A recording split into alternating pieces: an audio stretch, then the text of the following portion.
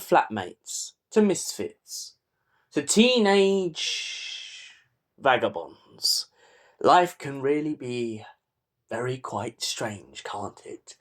Hello, ladies and gentlemen, boys and girls, people of all ages, sexualities and identities, and welcome back to another comedy review. And today, what better comedy to do a review of than Not Going Out? So, as is implied in the title of this is a comedy that mainly scales around the idea of staying in one place.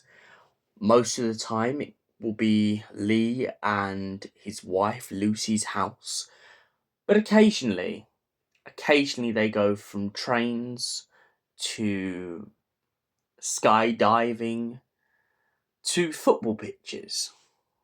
So what exactly is this comedy about? Well, it starts off being about a young man named Lee who has a bunch of flatmates, and one of the flatmates has a sister. Now, Lee's a single man, and he spends the early years of his career joking about with his flatmates and them taking the mick out of him for being a really bad housemate. But eventually, over time, as he grows to become a mature adult, well, mature to an extent, of course, he eventually falls in love with a girl named Lucy, and the pair of them settle down and have kids. But that's not where the comedy ends.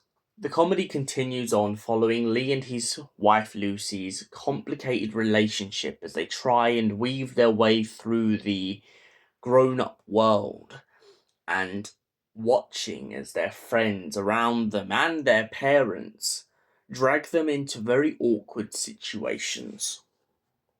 But most of the time, Lee and Lucy can drag themselves into the most awkwardest of situations by themselves.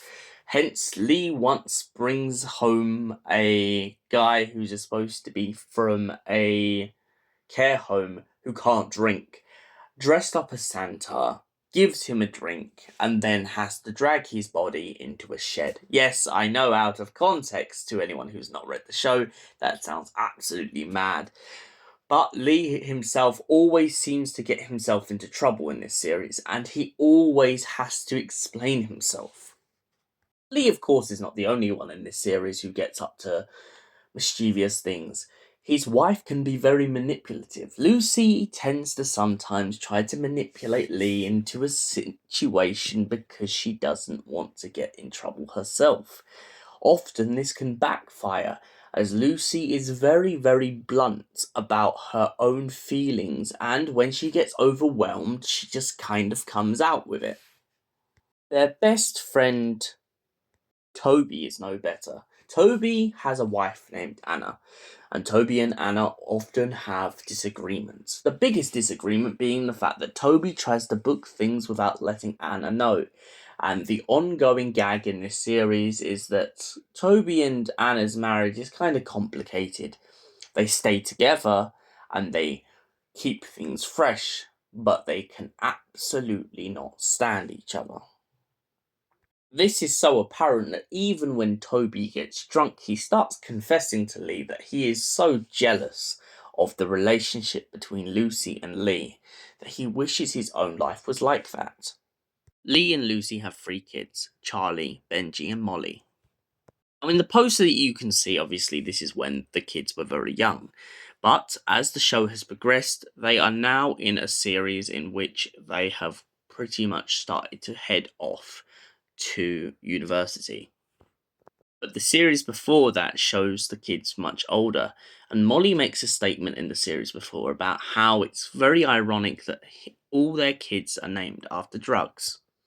This series has also had some cameos from many top actors, and to absolutely go above and beyond, one must be mentioned above all. Bobby Ball was one of the greatest actors in this entire series. He played Frank, who was Lee's dad. Now, Frank is a very misunderstood character at the beginning because we don't quite know enough about him. We know that Lee resents him for a lot of things, but this is all due to the idea that he wasn't brought up the way that Lee wanted to be brought up. But Frank obviously points out to Lee that he done the best he could with the situation he was in. His character as a father is quite ironic to Lee, as the juxtaposition in this series shows that Lee often makes a couple of the mistakes that he goes on and blames his father for. But eventually, it's not until his father passes away that he suddenly really starts to realise the consequences of his actions towards his own dad. Another standout character is Jeffrey. Jeffrey is the father of Lucy, and he often resents Lee.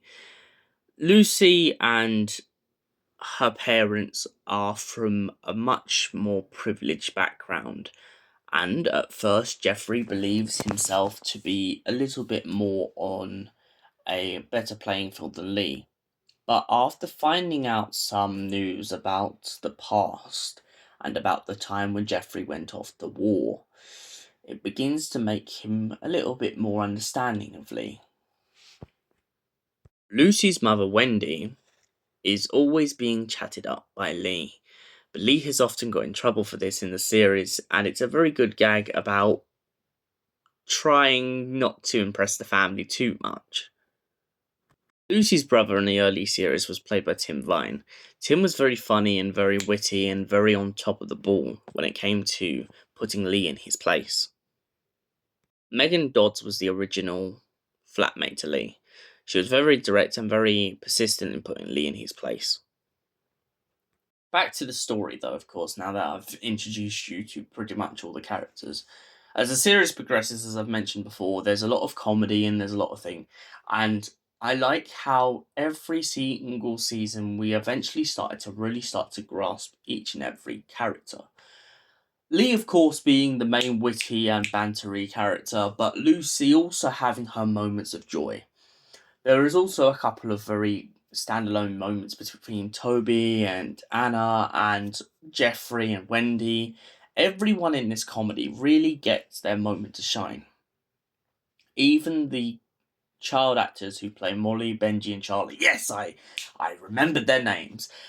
So, what do I score Not Going Out of 10?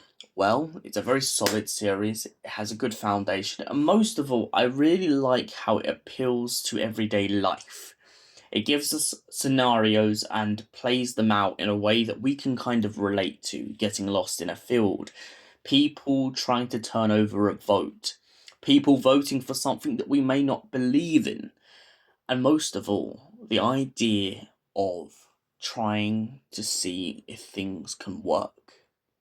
We all have relationships, whether they're friends or something more, and they're never the strongest thing to keep together, but we do try and we find a way around it, and I think that is what is the most crucial to this series, is the fact that there's a couple of moments where it's like, will they, won't they, what will happen?